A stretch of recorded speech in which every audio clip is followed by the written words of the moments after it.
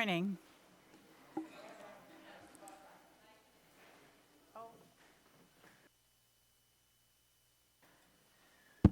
Okay. Good morning again. My name is Kimma. My pronouns are she, her, hers, and I'm honored to serve as clerk of the First Parish in Concord Governing Board. Welcome one and all to worship on this first Sunday of May. This morning we will be exploring our May workshop theme, the practice of imagination. First Parish is a member of the Unitarian Universalist Association of Congregations, and love lies at the center of our faith. We gather to grow spiritually and ethically together as we adapt to a changing world. With humility and reverence, we acknowledge our place in the great web of life, and we embrace our differences and commonalities with love and goodwill. Welcome to all joining us both in our historic sanctuary and on Zoom. If you are visiting or new to the congregation, we extend warm greetings to you. If you need assistance during the worship service, please see one of our ushers at the rear of the sanctuary. Assisted listening devices are available, as well as soul work, crafts, and coloring pages to help people of all ages calm the body and focus the mind. During worship, the parlor downstairs serves as our wiggle room, where young ones can play while the service live streams on a large screen. Zoom participants are invited to stay online after the service for a time of conversation and fellowship. All present in the meeting house are welcome to enjoy coffee hour in the parish hall downstairs. For those who prefer a more intimate space to reflect on today's worship themes, you are invited to the worship sharing circle at 11:15 in the Brooks Room and by Zoom. As your governing board rep for the morning, I will be available during coffee hour for conversation and questions. Come say hello. Please check out the many announcements inserted in your order of service. You'll see that we have some special activities happening during coffee hour. The Photography Club will be presenting their annual slideshow. Stop by the Immigration Justice Task Force table to learn how you can show up for immigrant rights. Later today, Reclaim Our Democracy is hosting a Braver Angels workshop, promoting skills for understanding and communicating across political differences. Welcome, once again. To gather and worship is a sacred act, and your presence among us is a blessing. We are glad and grateful that you are here.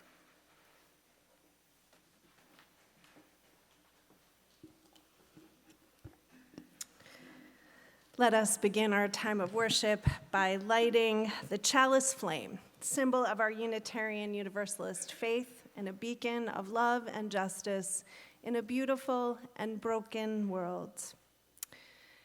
Please join in our unison response. We light this chalice, a spark in the darkness, kindling the embers of imagination within us. May its flame ignite wonder, fuel dreams of justice, and illuminate the path toward what could be.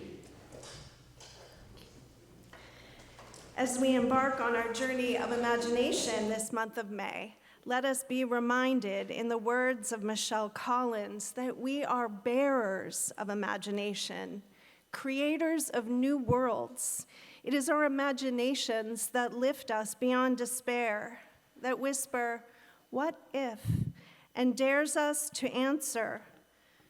Today, we gather to renew that spark, to embrace the power to dream. Come, let us imagine boldly and worship together.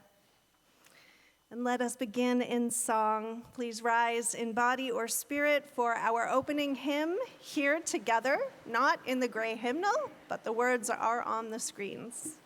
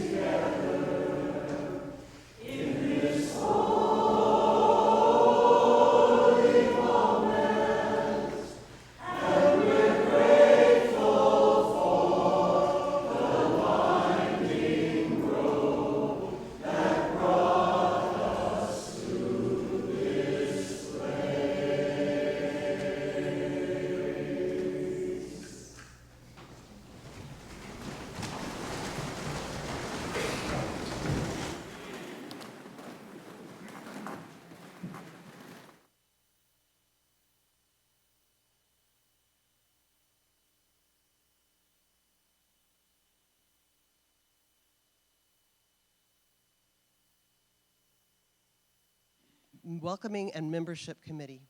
And this morning we are going to recognize all of the wonderful new members who have joined us within the past year. So at this time, I would like you, all of the new members, to please come forward and make a line across the front of the sanctuary, but be careful of the easels. Also, I want to say that there are two new members whose names did not appear in the list. One is Elena D'Amico, who joined through the youth program, and we didn't have her name to put on the list. And the other is our trusty Zoom tech, David Wisniewski, who signed the book this morning.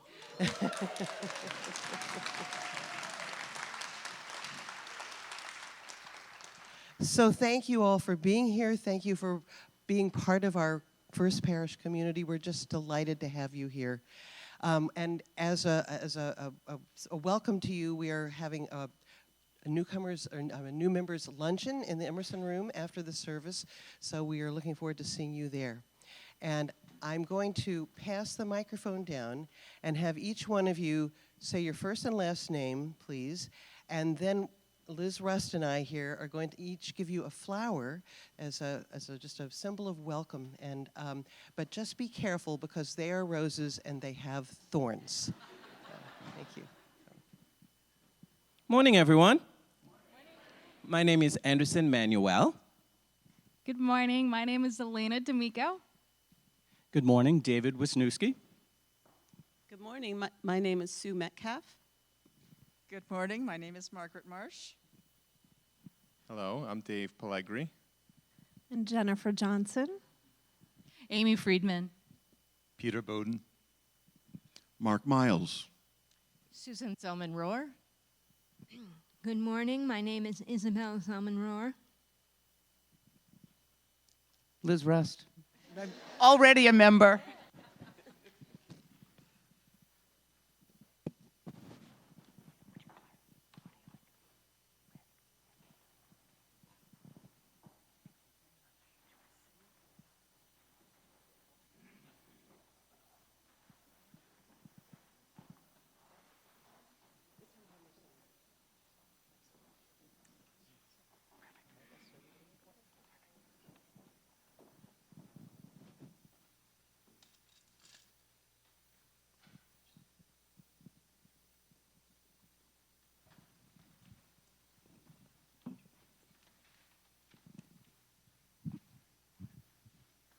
All right. I think we're ready for this next part, right? Sarah? Okay. Sarah's in charge, so of course she is. Folks, I'm going to need everyone's help for this next part. It's time to honor and welcome our new members and ourselves with our new member ceremony. So you should have a script in your order of service that looks like this. All right. And where it says congregation, who's that? That's right. Yeah, that's you all. So yeah, let's begin. Let's just take a moment and appreciate this whole row of people facing all the other rows of people with their roses. We know their names. Oh, this is just so wonderful. You who have joined First Parish in Concord, take an important step in your faith journey. We are glad you have joined us, aren't we? Yes. We offer you a warm welcome into the life of our congregation. May you find friends here. May you be of service here. May your spirit grow and thrive here.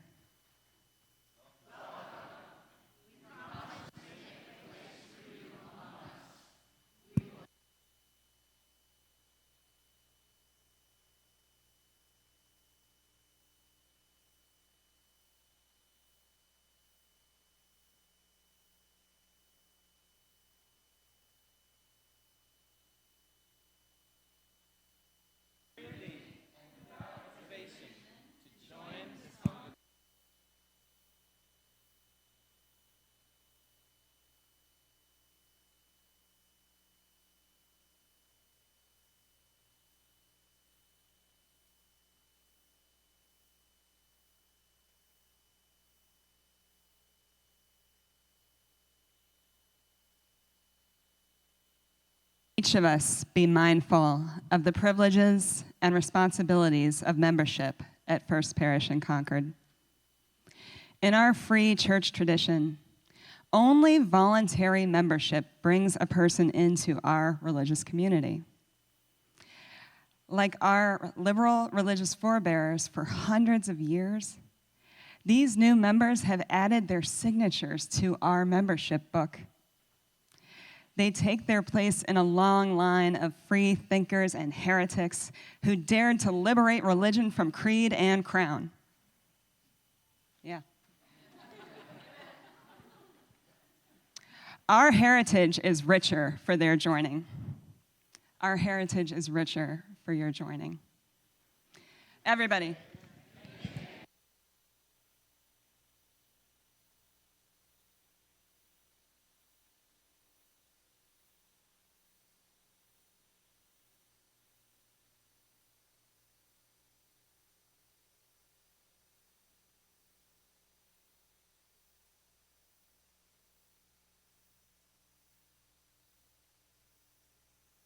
Thank you all so much for becoming among the ones who will help to make it so. Blessed be your new membership.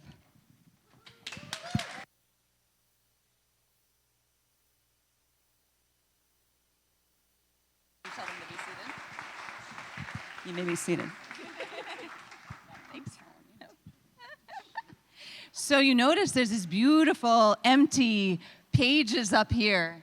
That's going to be part of the worship service today, exploring imagination and exploring beloved community. And children who are here, kindergarten through fifth graders, we are also going upstairs to explore and use our imagination in creative ways. And I understand that these easels will be available to us when we return to coffee hour, and so we can add our mark to them as well.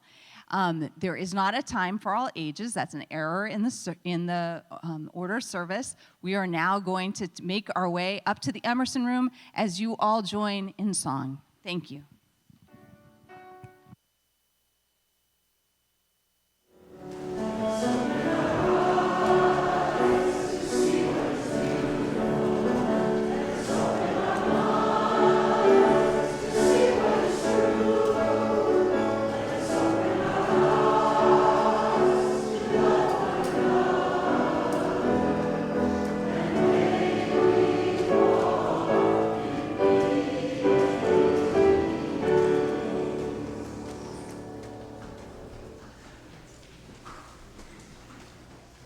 Let us sing together this wonderful song that many of us know from Kermit the Frog. If you would rise with me, and we'll sing together the Rainbow Connection. I encourage you to sway. That's really no way to sing the song without swaying. Why are there so many songs about rainbows, and what's on the other side?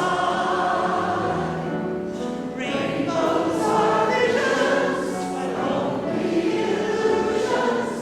Rainbows are nothing to hide. So we can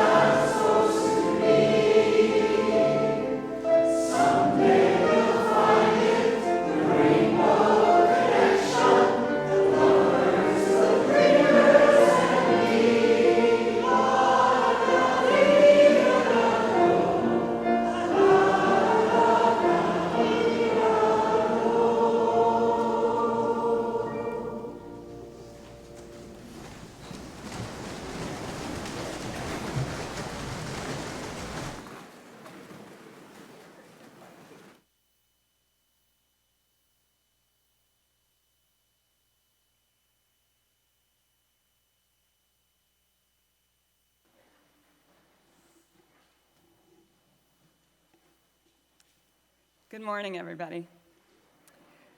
My name is Elizabeth Ide. My pronouns are she, her, and I am your acting minister of congregational care. I'm here to invite all of us to join in that practice of taking care of this community. Every week we practice this ritual of holding space for one another. Somebody thought of that, and lots of somebody's kept doing it, and here we are. What a gift it is to be able to take time to notice what is going on in one another's lives every week. It might not always feel like a gift. Sometimes what we need to carry for one another is just so heavy. And often, it does. What a gift it is to share in one another's joys. We have this place that we maintain so that we know where we can bring what is heavy, and we know where we can bring what is joyful. We trust that there will be witnesses here to know what's going on with us, to listen and to care, just as we do the same for them. And so this morning, we hold in love Nancy James, who has returned to Emerson Hospital for continued treatment of ulcers. May Nancy be tended by caring and skillful hands, and may her recovery arrive soon and be easeful. And 50 years ago yesterday, May 3rd, Toby Smith and David Ropaik were married. They wanted to share that they left yesterday to celebrate this golden anniversary with a 3.5-week river cruise from Bucharest to Amsterdam. Well, I hope they can hear us cheering from there. Yeah, 50 years, folks, that's amazing. So congratulations to them and to all of us who get to celebrate with them. Helene and Gary Clayton would like to joyfully announce the wedding of their son, David Clayton, who married Alice McGrail on May 3rd in Boston. The ceremony was officiated by Reverend Jennifer Johnson. So, again, may this joyful new chapter of their lives begin with festivity and support. And Elena D'Amico would like to share that she passed her CVA exam and is now a certified veterinary assistant.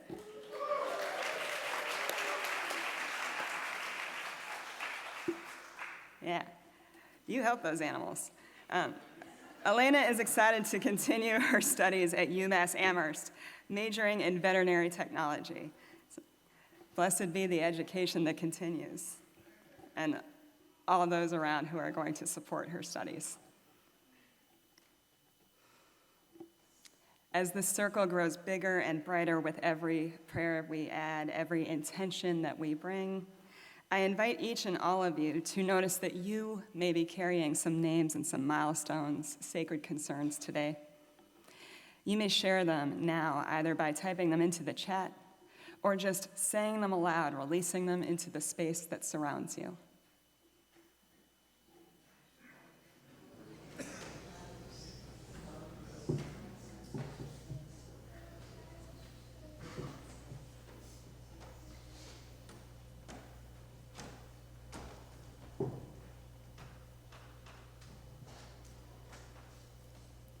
Let us hold silence for all that has been shared.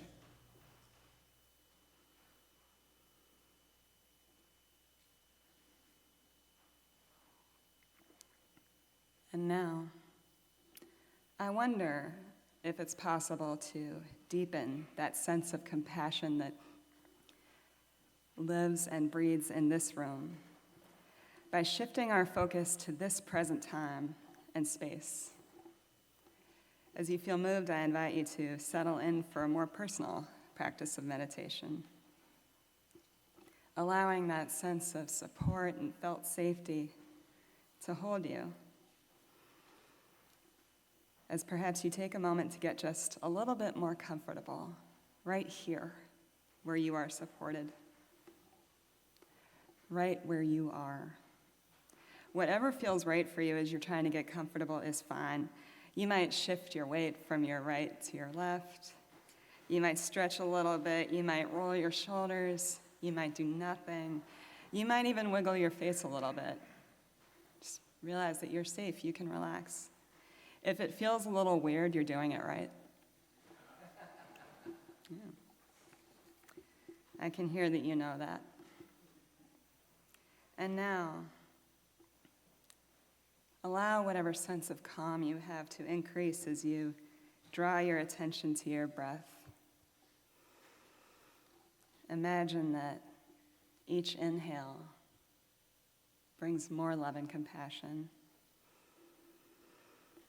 Allow each exhale to release what you don't need.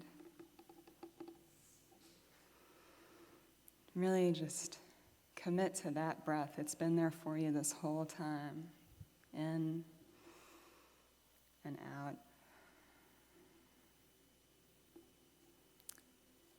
And take some time to notice what sensations you're experiencing in your body right now.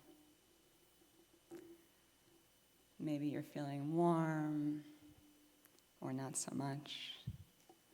Maybe you're noticing the texture of the seat that holds you, the clothes you're wearing. I wonder if maybe even the subtle shifts in the air around you is something you can feel somewhere. If there's any part of you that hurts, imagine that you can breathe into that part.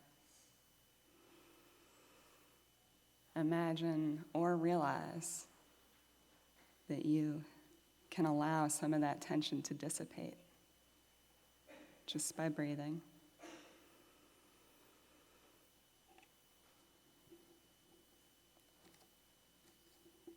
And perhaps moving to another sense, we might notice the sounds that we hear, remembering that everything happening around us can be part of our meditation.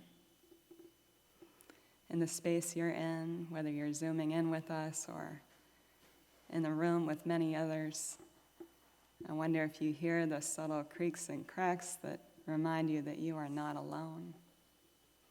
Happening nearby, coming in through speakers. Maybe you're listening to something else. This is your meditation.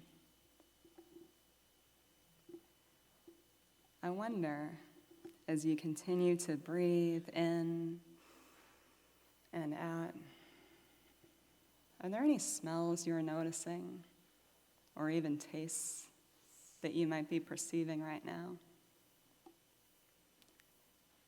Perhaps it's the scent of your lip balm. Perhaps you can smell some blossoms opening nearby. Be with whatever it is and just notice. Everything happening around us is part of our meditation.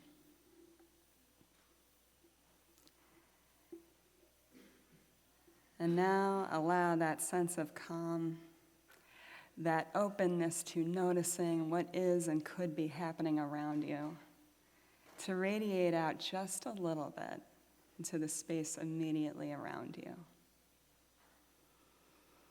I wonder if you have any sense of what's near to your body, what's a little further away.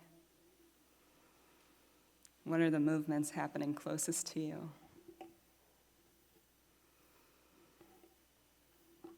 It's all part of our meditation. And then once again, return your attention to your breath. Notice where that fresh oxygen is coming into your body. Notice how it is to release something so important to you over and over and over again. Breathing is part of everything we do, everything happening now, everything that has happened. Everything possible that we're capable of will include breath. And we are already doing it. And so let us continue to breathe, even as we start to wiggle our fingers, perhaps bat our eyes open if they've been closed. Maybe do some of those shifts again. We are still here and now, and we are also in this space, all together. Thank you for sharing this meditation. Blessed be. Return, come back, return, come inward, return, return to now, return,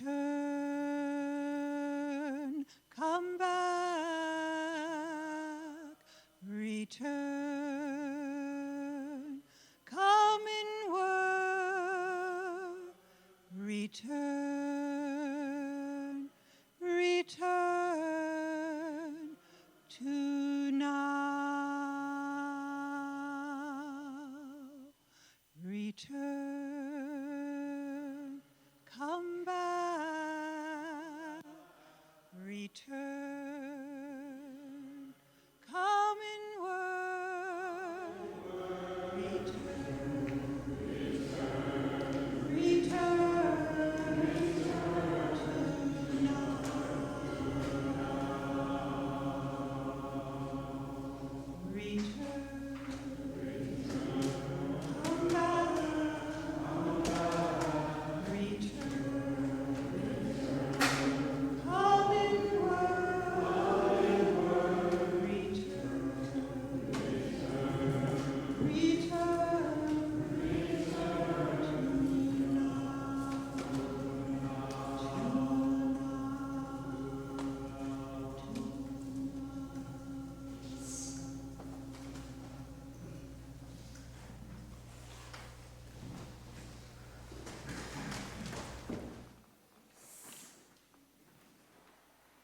Good morning.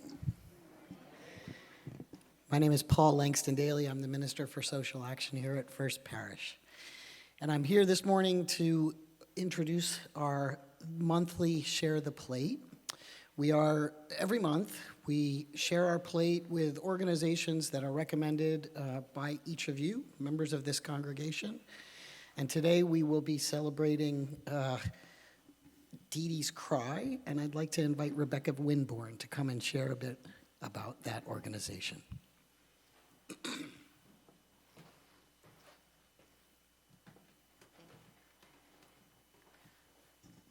Good morning. My pronouns are she and her, and I've been asked to keep this very short, so I have a little piece of paper. How I got up to this podium today is by being involved in our racial justice action group for a while, and then there was an opportunity to become a delegate at Urban Ministry, and I said yes, representing us a few years ago. And then as a delegate, I was given an opportunity to become part of a new pilot program to support a grassroots organization in Roxbury called Dee Dee's Cry, and I said yes, and it is a very small organization to help with suicide prevention and family support. And Toy Burton is the director and founder. And this is Mental Health Month here in May, so it's very right that Dee Dee's Cry was chosen. And I'd like you to just imagine, in this theme of imagination, imagine being at Urban Ministry, even if you haven't been there. They have Putnam Hall, which is quite a large hall that's used for many, many community events.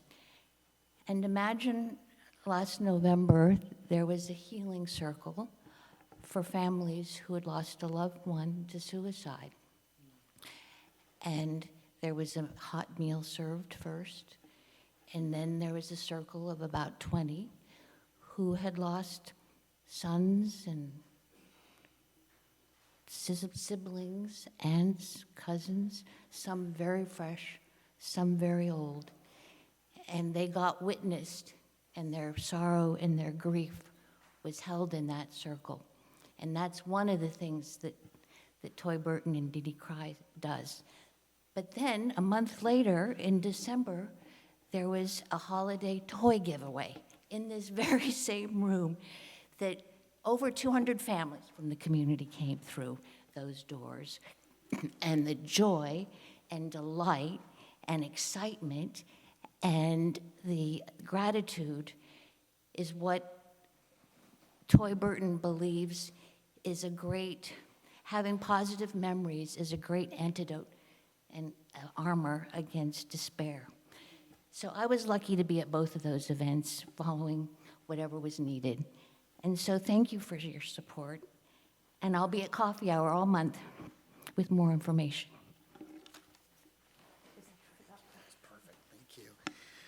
For all that we do for those within these walls and beyond these walls, we're deeply grateful for your contributions this morning. Thank you.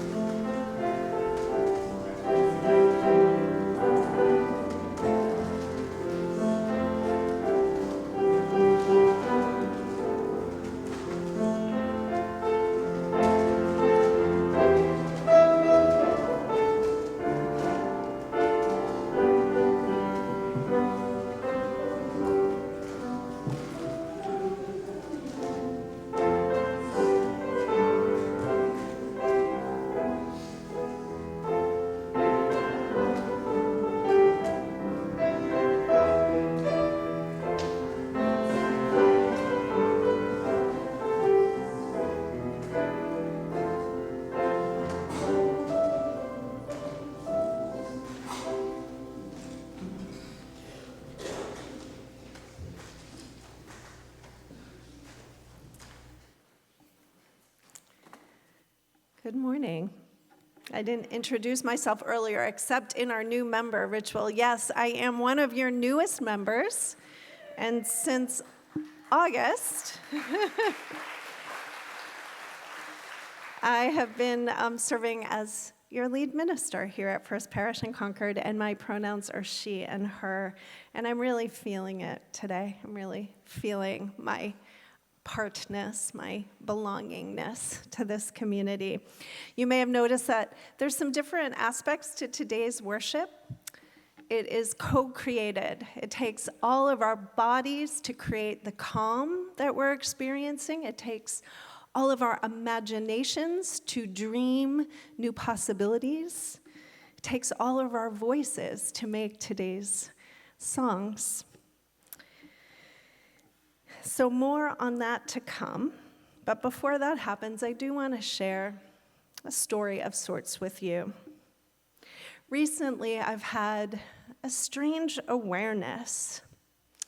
I am aware that I am now the me that my 10-year-old self imagined. I am the me that my 10-year-old self imagined. I remember being 10, 11, 12 years old and daydreaming in vivid detail about what my life would be like when I was middle-aged. I was that kind of grown-up oriented kid. When I was all the way grown up myself, I imagined a book-lined home with large windows looking out on a tree-lined landscape, a home with lots of cozy nooks for curling up with a thick novel and a cup of tea, and reading my favorites aloud to the vague outlines of my imagined offspring. Usually I conjured 2 kids, sometimes 3, but if 3, then 2 were twins, because wouldn't that be fun? They looked like me, sort of, with wavy brown hair, one with green eyes, one with brown. In my imagination, I softened my daughter's jawline. She had better fingernails than mine. And she could sing well and play piano and guitar. She frequently soloed in the school chorus and was invited to perform in a concert on the town common. Her name was Rachel. No, Madeline. Then back to Rachel. The home in this imaginative world was artsy and plant-filled. I cooked and baked often, with my teenage kids joined me in the kitchen and playfully pestered me. After work, of course, because I was a professional, vaguely professional. I did something that involved books and writing and connecting deeply with people. Professor, therapist, admittedly never a Unitarian Universalist minister. Though I suspect, had I known about Unitarian Universalist ministry back then, it would have fit the bill. And earlier, as I was taking part in the new member ritual and looking out at all of you and listening to you sing, I thought, I didn't imagine all of you. But I'm so glad I'm here with you. And this is even better. In my daydreams, I had a hazy husband. I couldn't see him clearly, but he was there with me, with us, a partner and friend who made me laugh. He mowed the lawn and folded the laundry. I grew up on Free to Be, You and Me, you know. He read a lot of books, too. The whole family played board games, even though I never liked board games, but in my daydream I did, and we watched movies together with big bowls of popcorn on our laps. My daydreaming habit was elaborate and long-lasting. It extended deep into my teenage years and early adult years. It was a source of comfort when I was stressed, a way that I calmed myself and regulated my often turbulent adolescent emotions. Yet from the beginning, I was embarrassed by it, maybe even ashamed. I'm not exactly sure why. Probably for cultural reasons that you can imagine yourselves, but also I think for psychological reasons of my own. My daydreaming felt like a compulsion, like a bad habit. I kept it secret for years. I never closed my eyes when I daydreamed, so no one could tell. I daydreamed on the school bus, in the classroom, during the car rides between my mom's house and my dad's apartment. If a teacher or classmate or parent addressed me in the midst of my reverie, I snapped right out of it. My daydreaming soothed me, and maybe my younger self thought feeling good like that was bad for me. The way that eating candy made me feel good, but was bad for me. I have a completely different perspective now. Now that I've arrived at the version of me that my younger self imagined, I'm amazed at how right she got it. Not in every last minute detail, but in many of them, in the broad strokes, and in the values that underlie the details. She imagined safety and nourishment, beauty, intimacy, purpose, curiosity, intellectual engagement, care and compassion, partnership. She imagined these things for me now. She imagined me thriving, and I am.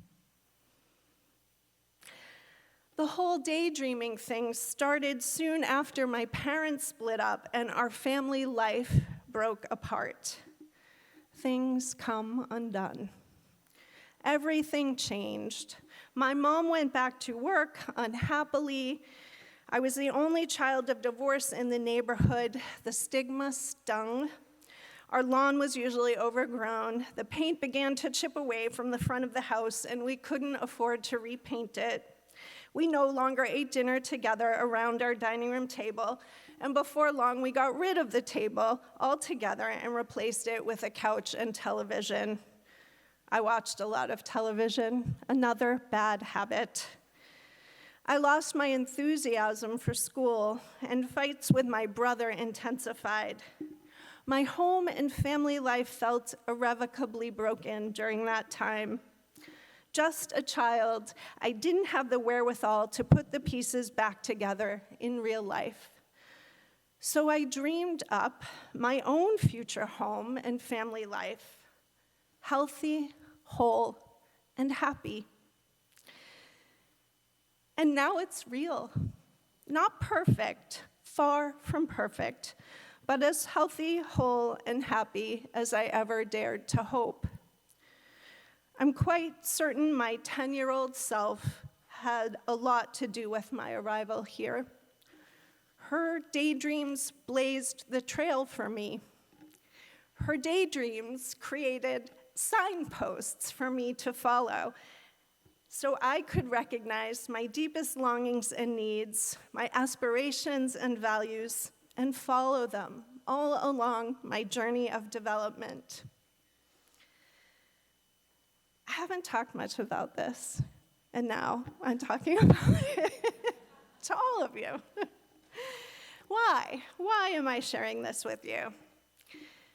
I want to demonstrate that our imaginations are powerful. They can help us chart the course to our desired lives, to healing and wholeness, meaning and well-being. We can use our imaginations to guide us to our own better lives. And we can use them when we use them collectively to guide us to a better world. We can use our imaginations to blaze a trail to the beloved community that Martin Luther King Jr. and Howard Thurman conceptualized. A universal human community where all human beings share equitably in the resources of the earth, where all human beings are affirmed in their inherent belonging in the world and in the whole human family, where all human beings are free to thrive as individuals and where humankind flourishes together. These are the values that underlie the dream of the beloved community, a world transformed by an all-embracing love, universality, belonging, equity, justice, freedom, compassion, shared thriving. These are the values. But what are the details? What does the transformation look like, feel like, smell, sound, and taste like? What is the livable texture of the beloved community? Not as an ideal, but as Martin Luther King emphasized, a practical, achievable, possible reality. We need to imagine the details of the dream so we can recognize the signposts that will guide us on our way there. Our imaginations are powerful, but no singular imagination can dream up the beloved community in its completeness because the beloved community is for everyone. We need the power of our collective imaginations. So in a short while, we're going to put our imaginations to work Together, we are going to do a little daydreaming about the beloved community that awaits on the other side of that rainbow. But before we do that, Beth and the choir are going to help us warm up with some imaginative, improvisational, collective music making. So, I'm going to invite us all to rise as we're comfortable, and I'm going to invite folks who are sitting in the pews to join members of the choir in the circle, to create a circle. And if you are not comfortable doing that, you can stay in the middle. You'll hear the singing and you'll get to sing along. But as many people as we can get into the aisles, and those of you in the balcony, you're part of the circle too. Yes, wonderful. So then we can see each other and hear each other.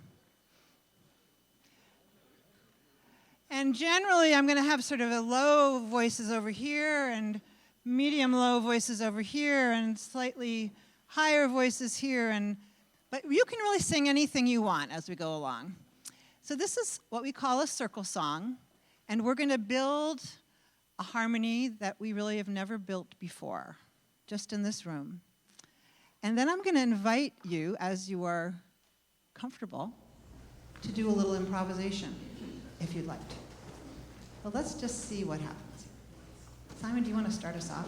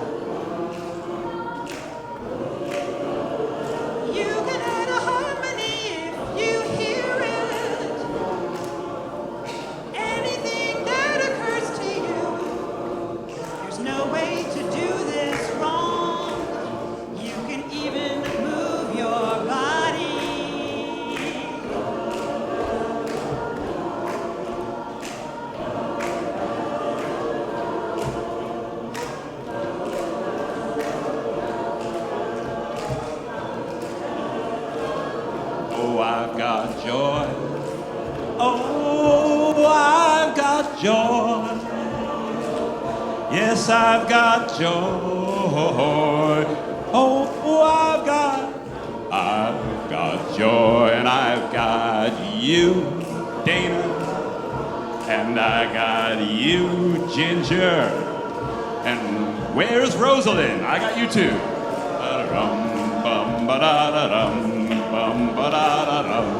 I got joy, and I got Anna Huckabee Tull. Yeah, yeah, yeah, yeah, yeah. Good morning, everyone. So glad to be here. Good morning, new members. So glad to see you here.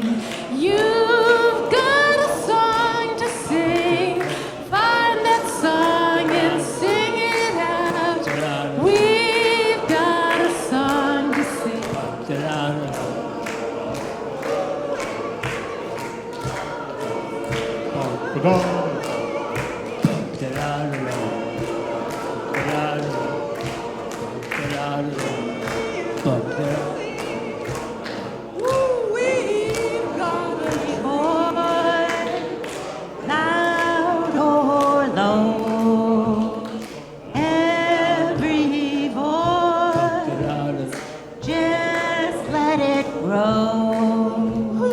Every voice, loud or low, every voice, just let it grow.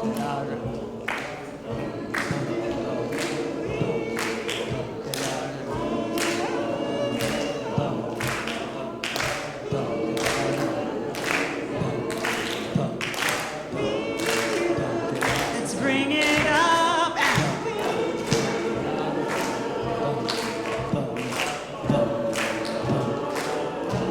Slowly bring it down.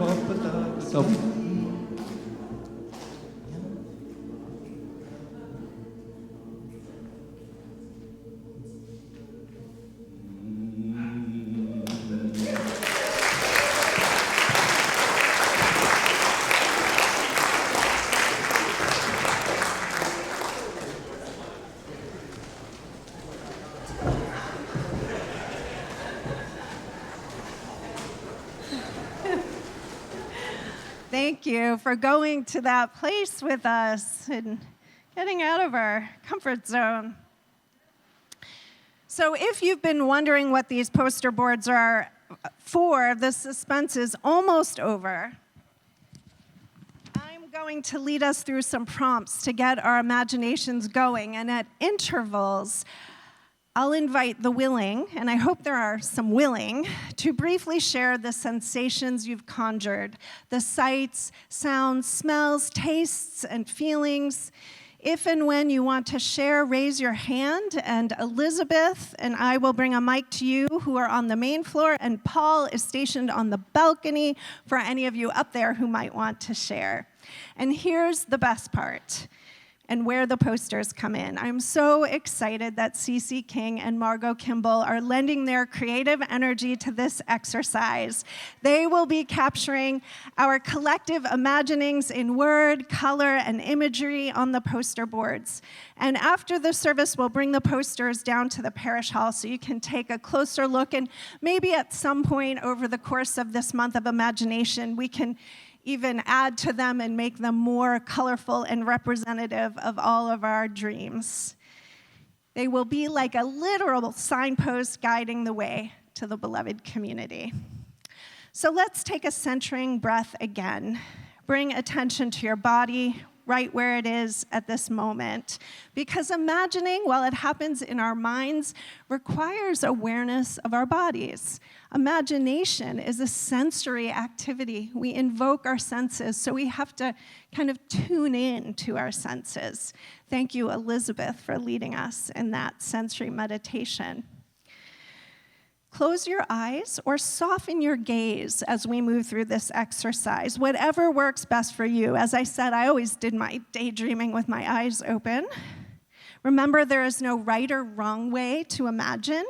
Some of us have strong visual imaginations. Others may imagine more in sounds or physical feelings, tastes, and smells. There are no right or wrong answers to the questions you are about to hear. So let's imagine we've slid down the arc of the rainbow and arrived on the other side, not in some fantasy land, but in a wonderful little neighborhood of the beloved community that is healthy, whole, and happy, where greed is no more, war is no more, hunger and poverty are no more, racism and sexism are no more, queerphobia and xenophobia are no more, incarceration is no more. No one is compelled by persecution or deprivation to flee their homeland. No stranger is ever turned away. Conflict is generative, and reconciled with peaceful nonviolence, because everyone's essential needs are met, everyone's fundamental rights are honored, everyone has the care and resources they need to grow into the fullness of their potential throughout their lifespan.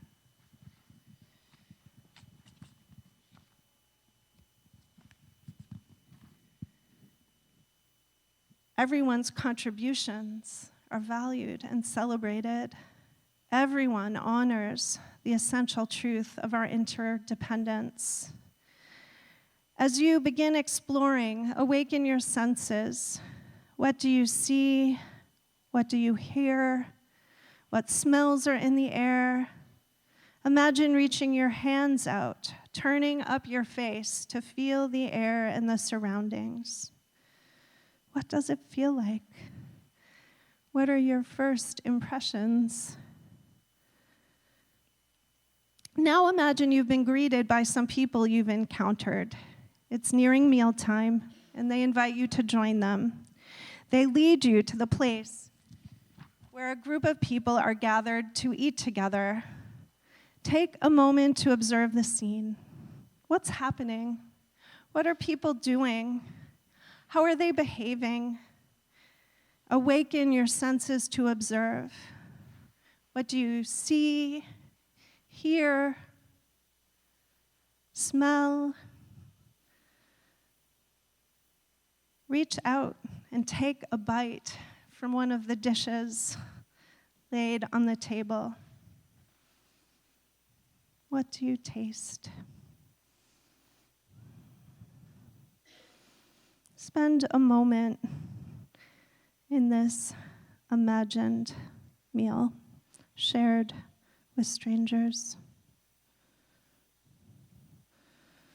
And when you are inspired, if you would like to share, raise your hand and share a little detail, a little glimpse, not the whole thing, but just a glimpse of a detail that stands out in your mind.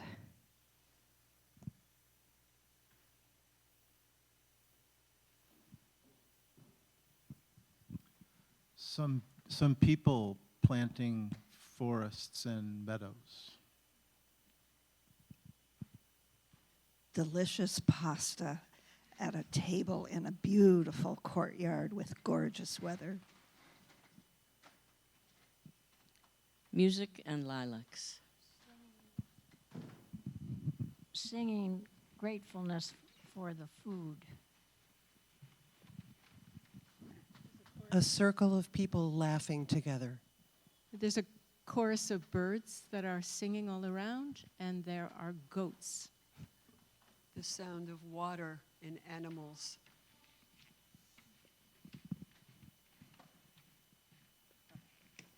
Nature, the only panacea. I see a playground with little kids running around and making all that kind of noise that little kids make. An orchard in the spring. It's about 80, not too humid. Everything is blooming, and the meal is homemade Indian food. The table is perfectly situated and equipped to deal with all levels of ability. So disabled people can eat and enjoy too. The smiles on the faces of the people welcoming me. I'm going to take one Hey, more. Meadow. And then we're going to kind of go back into our reverie, so hold on to your sharing if you don't get a chance to share this time. It's unhurried and doesn't need to be perfect.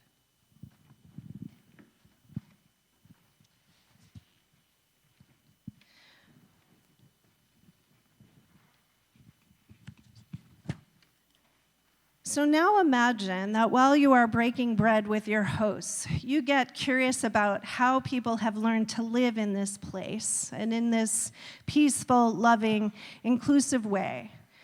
So you ask, and your hosts offer to take you to a place nearby, a place where people learn. And now you are in that place where people learn. What do you observe about the people who are there? What are they doing? How are they interacting with each other? What is the environment like? What do you see? What do you hear? What do you feel? Remember, it's your imagination, and you can edit it. If your imagination offers something that does not seem quite in keeping with the values of the beloved community, you can erase it and start again. What do you see?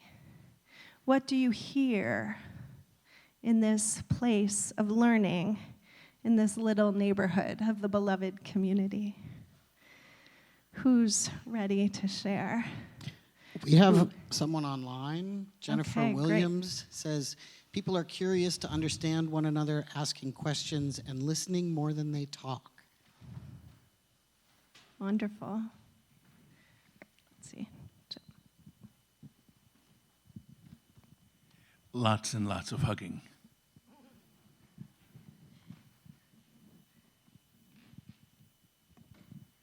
Older people are listening with great interest to younger people.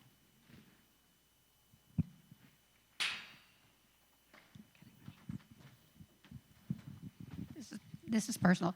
Dancing with my granddaughter, joyously.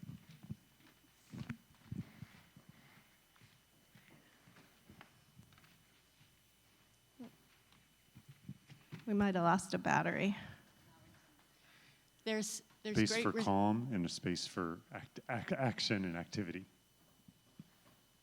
There's great respect for the ancient thought, and there's a lot of study of the ancient ways.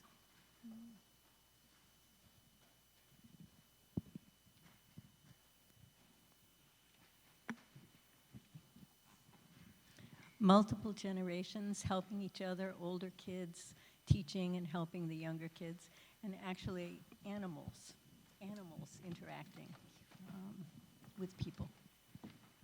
Wonderful. I hear different accents and languages. Yeah. Anyone who hasn't shared yet? Up here. Hi. I see a lot of joy and people laughing and having fun. Freedom to move around, mix and mingle. Holding hands in a circle, supporting each other. People laughing, moving in space, laughing, great humor and delight. Up here, no exams. People who are curious and trying to find out what others think. Dancing in joy and laughter and light.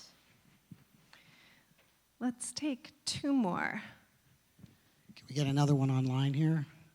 Lots of relatives eating hot dogs, drinking coffee, coffee milk, stifling burps, and laughing.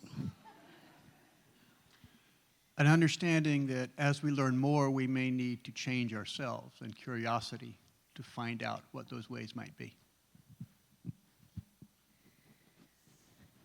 So our imaginations are really going, and it's wonderful to hear and then to see how Cece and Margot are putting this into a visual for us. And let's keep the imaginations going. This is just the beginning, a small beginning of imagining the beloved community. It takes not only all of us, but all of our lifetimes to get us there. We need to keep our imaginations active and nimble. We need to make time and space in our own lives and in our children's lives to daydream. And now we're going to continue our practice of imagination in song. I'm going to invite you all to rise again, to sing "Come and Go With Me to That Land." And let's leave space so we can see. I'm going to incorporate some of the words that I heard as we sang. So just listen for what the words will be in the verses, okay? Come and go with me to that land. Come and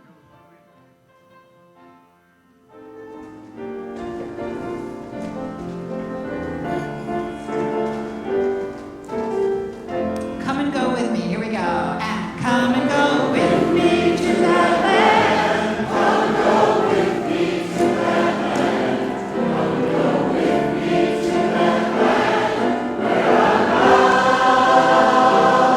Come and go with me to that land. Come and go with me to that land. Come and go with me to that land where I'm They'll be singing. They'll be singing in that land. They'll be singing in that land. They'll be singing in that land where I'm They'll be singing in that land. They'll be singing in that land. They'll be singing in that land where I'm There'll be laughter. There'll be laughter in that land. There'll be laughter in that land. There'll be laughter in that land where I'm There'll be laughter in that land. There'll be laughter in that land. There'll be laughter in that land where They'll be welcome. They'll be welcome in that land. They'll be welcome in that land. They'll be welcome in that land where I'm They'll be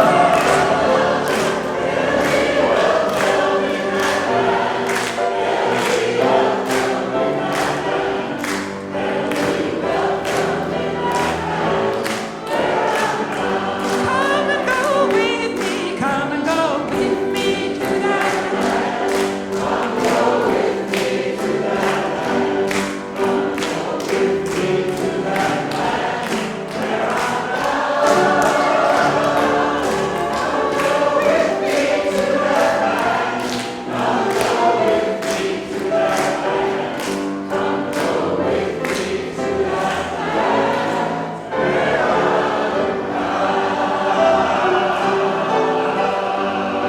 where